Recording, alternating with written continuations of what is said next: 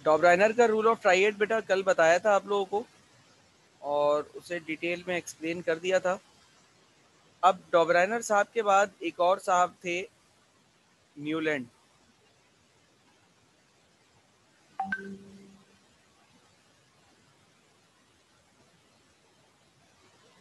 तो न्यूलैंड साहब का लॉ ऑफ ऑक्टेव्स देखते हैं। अब डॉब्राइनर का रूल फेल हुआ था तो लाजमी सी बात है कि किसी ने तो आकर अपनी टांग अड़ानी थी ना। तो न्यूलैंड साहब आए, इनकी स्टेटमेंट क्या है, सबसे पहले तो इनकी स्टेटमेंट देख लेते हैं। If elements are arranged in order of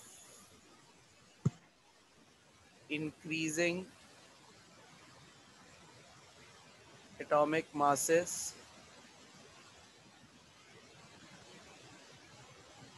then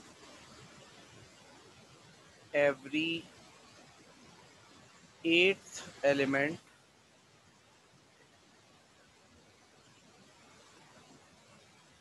starting from first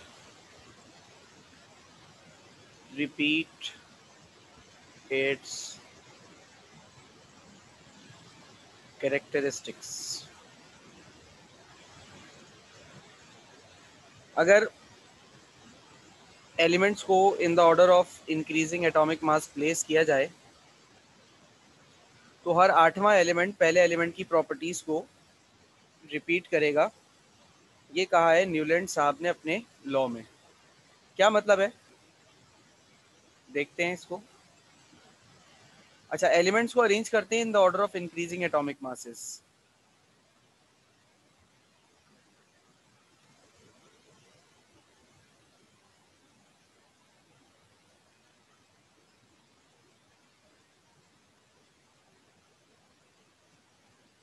बेटा मेरी आवाज आप लोगों को सही आ रही है किसी को?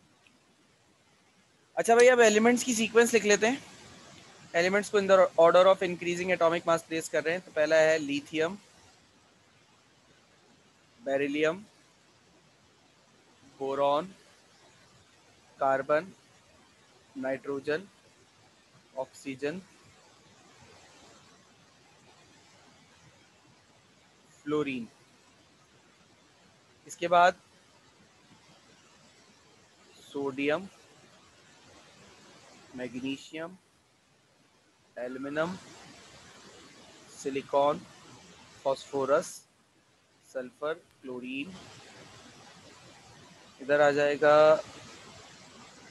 पोटेशियम, इधर आ जाएगा कैल्शियम। अब इन एटम्स के जो एटॉमिक मासेस हैं वो क्या है? लिथियम का होता है 7, बेरिलियम का होता है 9, बोरॉन का 11, कार्बन का 12, नाइट्रोजन का 14, ऑक्सीजन का 16, फ्लोरीन का 19, sodium 23, magnesium 24, aluminium 27, silicon 28, phosphorus 31, sulphur 32, chlorine 35.5, potassium 39 और कैल्शियम 40। ये इन एलिमेंट्स के एटॉमिक मासेस हैं। तो जो कि इन्होंने फरमाया न्यूलैंड साहब ने, इन्होंने क्या किया, इन्होंने एलिमेंट्स को प्लेस किया in the order of increasing atomic mass. Atoms का एटॉमिक मास बढ़ रहा है ग्रेजुअली, और इस ग्रेजुअल इंक्रीमेंट के चलते, जैसे यहाँ पर ग्रेजुअली एटॉमिक मास बढ़ रहा है, तो हर आठवां एलिमेंट पहले एलिमेंट की प्रॉपर्टीज को रिपीट करेगा। अब आठवां एलिमेंट पहले एलिमेंट की प्रॉपर्टी को रिपीट करेगा का क्या मतलब है? मिसाल के तौर पे नंबर 1 मैंने अभी लिया लिथियम को, तो 1 2 3 4 5 6 7 8। अब 1 और 8 पर जो एलिमेंट्स होंगे ना, उनकी प्रॉपर्टीज एक दूसरे से मैच करेगी। ये कह रहे हैं न्यूलैंड साहब। इसी तरीके से अब मिसाल के तौर पे मैंने 1 पे लिया कार्बन को, 1 2 3 4 5 6 7 8 1 और 8 की प्रॉपर्टीज आपस में मैच करेंगे, यानी कि कार्बन और सिलिकॉन आपस में प्रॉपर्टी के हिसाब से मैच कर रहे होंगे। तो इस तरीके से एलिमेंट्स को क्लासिफाई किया जा सकता है। ये हमें किसने बताया? ये हमें बताया न्यूलैंड साहब ने। इस लॉ के हवाले से एक बात ये हो सकती है, किसी को अगर थोड़ा बहुत सिंगिंग विंगिंग का शौक हो तो उसे मेरी बात समझ में आएगी, और अगर नहीं भी है तो गाने वाने तो सुनते ही होंगे। 7 सुर होते हैं ना, सा रे गा मा पा दा नी सा। अब देखो, जो पहला वर्ड है वही लास्ट वर्ड भी है, सही है। इसी तरीके से अगर मैं कहीं रैंडम सर बीच में से शुरू करें, जैसे मैंने माँ से शुरू किया, तो माँ पा दा नी सा रे गा, फिर माँ पे खत्म। यानी अगर बीच से भी शुरू कर रहा हूं तो खत्म उसी पर ही कर रहा हूं। ये क्या कहलाता है? ये कहलाता है बेटा ऑक्टेव्स ऑफ म्यूजिक। ये कहलाता है ऑक्टेव ऑफ म्यूजिक, जिसे हम अपनी उर्दू या हिंदी जबान में 7 सुर कहते हैं। इंग्लिश में से ऑक्टेव ऑफ म्यूजिक कहा जाता है। यानी कि जो गाना बजाना या इस तरह की सिंगिंग होती है, सिंगिंग का सबसे बेसिक कॉन्स्टिट्यूएंट है ये। यानी कि बिना इसके सिंगिंग जो है वो, आप ये कह सकते हैं कि सिंगिंग मुकम्मल नहीं है इन 7 सुरों के। तो जिस लफ्ज से शुरू करेंगे उसी लफ्ज पे खत्म करेंगे, ये इसकी शर्त। Is that clear? Yes sir. Newton का लॉ समझ में आ गया? Yes sir. Yes sir. ये इसकी पूरी एक्सप्लेनेशन है। Yes sir. अच्छा सर, अब ये लॉ कब फेल हुआ? बेटा फेल तो ये लॉ भी हुआ। एक एलिमेंट डिस्कवर हुआ कुछ टाइम बाद जिसका नाम था स्कैंडियम। उसका मास था 45। अब उसूली तौर पर इस स्कैंडियम को रखना था कैल्शियम के बाद। अब जब प्रॉपर्टीज मैच की गई तो स्कैंडियम की प्रॉपर्टीज ना एल्यूमिनियम से मैच हो रही थी, ना बोरॉन से मैच हो रही थी।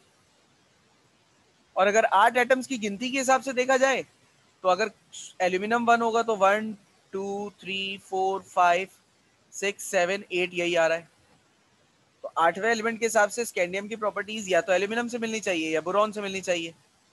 अब ना एल्यूमिनियम से मिल रही है स्कैंडियम की प्रॉपर्टीज, ना बोरॉन से मिल रही है। तो ऐसे ये लॉ फेल हुआ। ठीक है,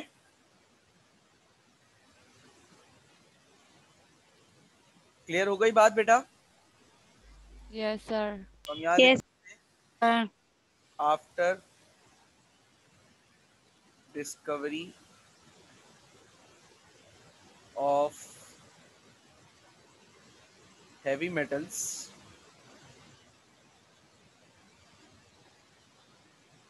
this law fails। ये लॉ फेल हो गया।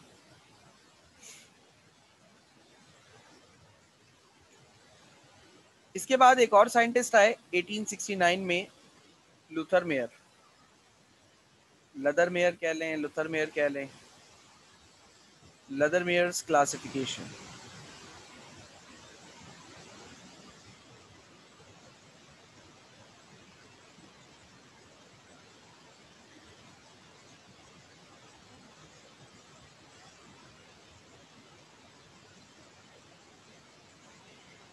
अच्छा, लदर मेयर्स की जो क्लासिफिकेशन है ना, वो न्यूलैंड और डुब्राइनर से काफी अलग है, क्योंकि लदर मेयर ने कोई एलिमेंट्स को खास अरेंजमेंट नहीं दी।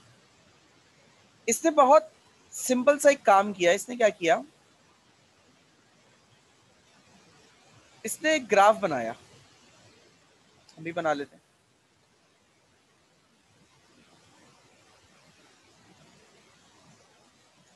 इसने एक ग्राफ बनाया। ग्राफ पर इसने वाई एक्सिस पर, ये वाई एक्सिस है और ये एक्स एक्सिस है।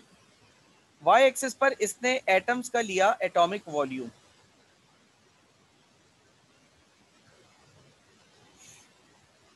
और एक्स एक्सिस पर इसने लिया एटॉमिक मास।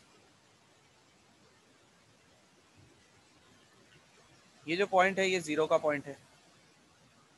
अब मुख्तलिफ एलिमेंट्स की ना मुख्तलिफ एटॉमिक वॉल्यूम की वैल्यू होती है। यानी कि जैसे सोडियम है, तो सोडियम का जो एटम होता है उसका अपना एक खास वॉल्यूम होता है, यानी उसने अपनी एक खास जगह घेर के रखी होती है। जितनी उसने जगह घेरी हुई है वो क्या कहलाएगा? सोडियम का एटॉमिक वॉल्यूम कहलाएगा। इसी तरीके से हाइड्रोजन का एटम है। अब हाइड्रोजन का एटम जो होता है वो उसने भी एक खास जगह घेरी हुई होगी, तो जितनी जगह उसने घेरी हुई होगी वो कहलाएगा सोडियम का सॉरी हाइड्रोजन का एटॉमिक वॉल्यूम। यानी कि किसी भी एलिमेंट का जो एटम है वो कितनी जगह घेर रहा है ये उसका एटॉमिक वॉल्यूम है। ठीक है, अब हम मिसाल ले लेते हैं। मेरे पास कुछ एलिमेंट्स हैं जैसे कि लिथियम। लिथियम का मास होता है, यहाँ पे हम एक टेबल ड्रॉ कर लेते हैं ताकि हम ग्राफ को समझ सकें। ग्राफ वैसे तो मेरे ख्याल से आप लोगों को ग्राफ भी बनाना नहीं आता होगा। हम ग्राफ को समझने के लिए एटॉमिक मास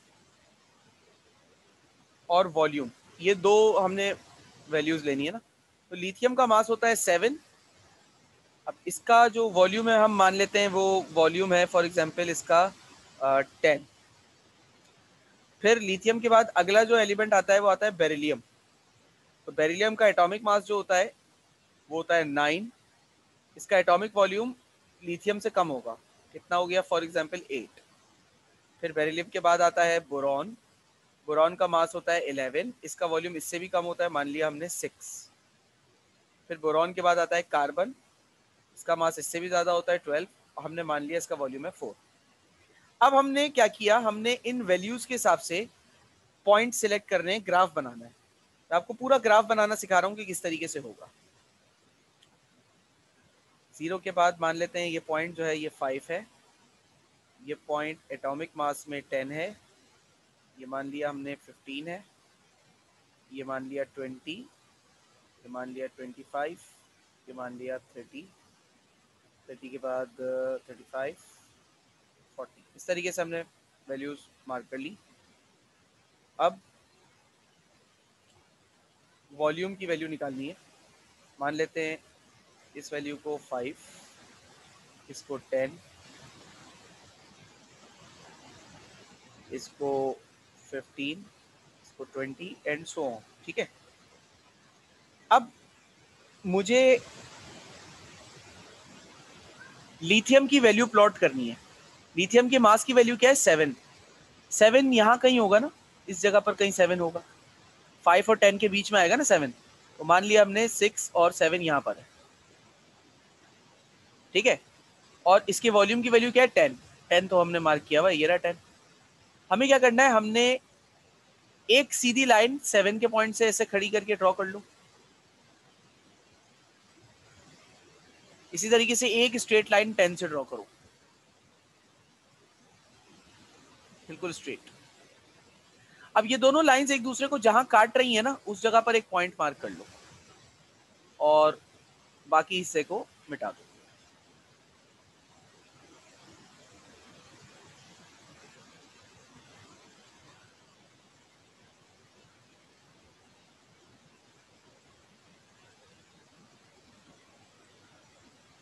ठीक है, पॉइंट आ गया। अच्छा, लिथियम के बाद कौन है? बेरिलियम। बेरिलियम का मास है 9। 9 यहाँ कहीं होगा, इस जगह पर, है ना। और तो फिर यहां से एक स्ट्रेट लाइन ड्रॉ कर लो, सीधी बिल्कुल।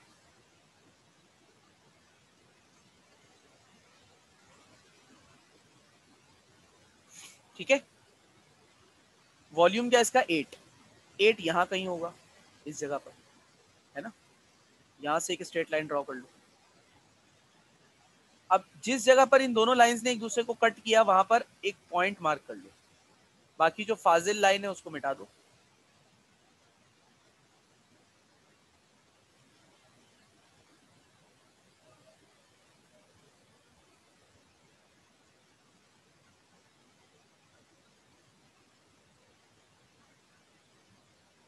ठीक है, फिर आगे चलते हैं। अब है बोरॉन। बोरॉन का मास 11 है, वो यहाँ कहीं आएगा। यहां से एक स्ट्रेट लाइन ड्रॉ कर लो।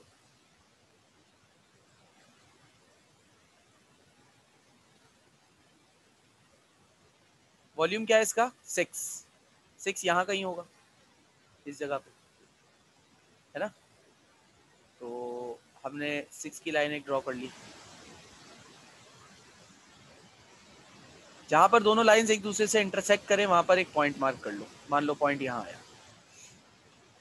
अब जो फाजिल लाइंस हैं उनको मिटा दो। पॉइंट कैसे लगाया बेटा, समझ में आया? Yes sir. अब कार्बन का पॉइंट मैं लगाना नहीं बता रहा, मैं डायरेक्ट रैंडमली उसको प्लेस कर रहा हूं। मान लो कार्बन का पॉइंट यहाँ आया, ठीक है? अब क्या करो, अब इन पॉइंट्स को, मान लो यहाँ 0 से ऐसे शुरू करके इन पॉइंट्स को आपस में ज्वाइन करो।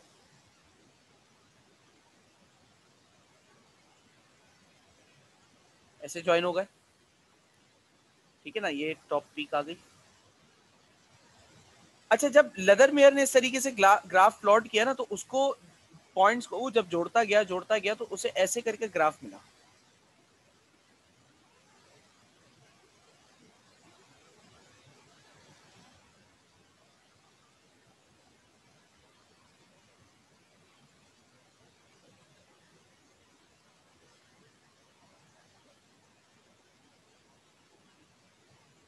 उसको ग्राफ ऐसे करके मिला।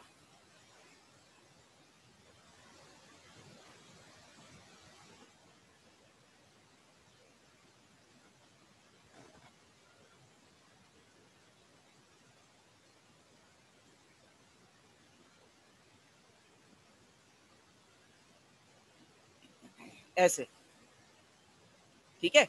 इस तरह का उसका ग्राफ बना।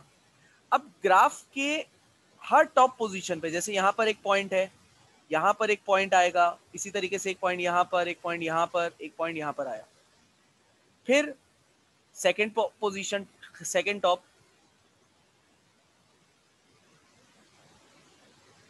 फिर थर्ड टॉप,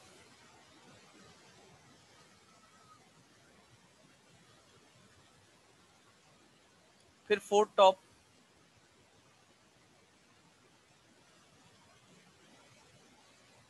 इस तरीके से उसको ग्राफ पे पॉइंट्स मिले।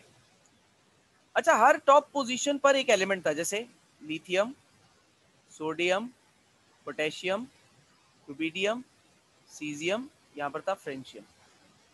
सेकंड यहाँ टॉप पोजीशन पे आया बेरिलियम, इधर आया मैग्नीशियम, इधर आया कैल्शियम, इधर आया स्ट्रोंशियम, इधर आया बेरियम, इधर आया रेडियम। थर्ड टॉप पोजीशन पे था बोरॉन, इधर था एल्यूमिनियम, इधर था गैलियम, इधर था इंडियम, इधर था थैलियम। इसमें छठी पोजीशन नहीं होती। बोरॉन के बाद कार्बन, इधर सिलिकॉन, इधर फास्फोरस, फास्फोरस गलत लिख दिया भैया, सबर। सिलिकॉन, सिलिकॉन और सिलिकॉन के बाद जर्मेनियम, टिन और लेड। इसमें भी छठी पोजीशन नहीं होती। अब इसने क्या देखा, इसने ये देखा कि हर पीक पर जो एक पर्टिकुलर पोजीशन है ना, वो उन सारे एलिमेंट्स की प्रॉपर्टीज मिलती है। जैसे फर्स्ट पीक के अंदर टॉप पर है लिथियम, सेकंड पीक पे टॉप पर है सोडियम, थर्ड पीक में टॉप पर है पोटेशियम, फोर्थ पीक में टॉप पर है रुबिडियम, फिफ्थ पीक में टॉप पर है सीजियम, फिफ्थ सिक्स पीक में टॉप पर है फ्रेंशियम। अब दूसरे सेकंड पोजीशन पर आ जाओ। पहली पीक में सेकंड पोजीशन बेरिलियम की है, दूसरी पीक में सेकंड पोजीशन मैग्नीशियम की है, तीसरी पीक में सेकंड पोजीशन कैल्शियम की है, चौथी पीक में स्ट्रोंशियम, फिर बेरियम, फिर रेडियम। फिर आ जाओ थर्ड पोजीशन। पहली पीक में थर्ड पोजीशन बोरॉन की आई, दूसरी पीक में थर्ड पोजीशन एल्यूमिनियम की आई, तीसरी पीक में थर्ड पोजीशन गैलियम की आई, और चौथी पीक में थर्ड पोजीशन इंडियम की आई, पांचवी पीक में थर्ड पोजीशन थैलियम की आई। इसी तरीके से चौथी पोजीशन की बात करें तो कार्बन, सिलिकॉन, जर्मेनियम, टिन और lead. Carbon, silicon, germanium, tin और लेड।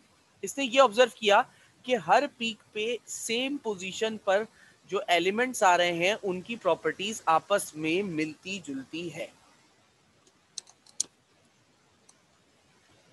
तो असल में इसने ग्राफ बनाया था, इसने कोई टेबल फॉर्म नहीं किया था, इसने कोई एलिमेंट्स को अलग अलग नहीं किया था, इसने सिर्फ एक ग्राफ बनाकर यहाँ सामने रखा था, जो अभी आप लोगों के सामने मैंने पूरा रख दिया, पूरा बनाना सिखा दिया, और कैसे ये ग्राफ की शक्ल आई, कैसे इससे एलिमेंट्स को हम क्लासिफाई कर सकते हैं। समझ में आया?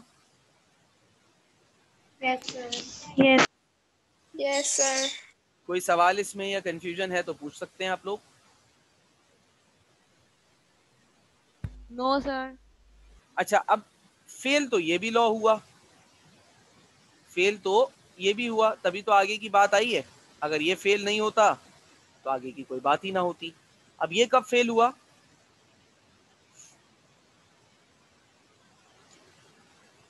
ये फेल हुआ डिस्कवरी ऑफ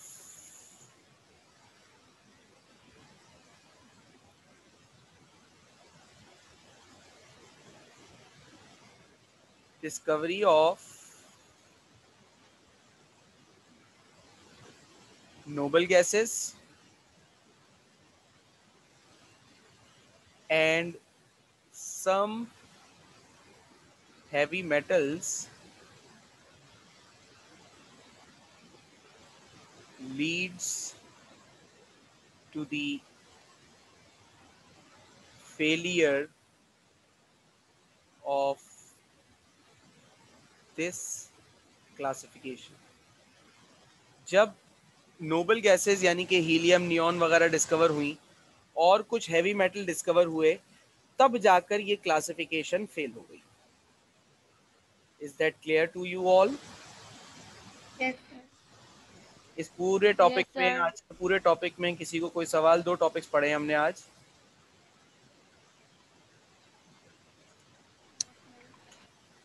ठीक है बेटा, तो फिर इंशाल्लाह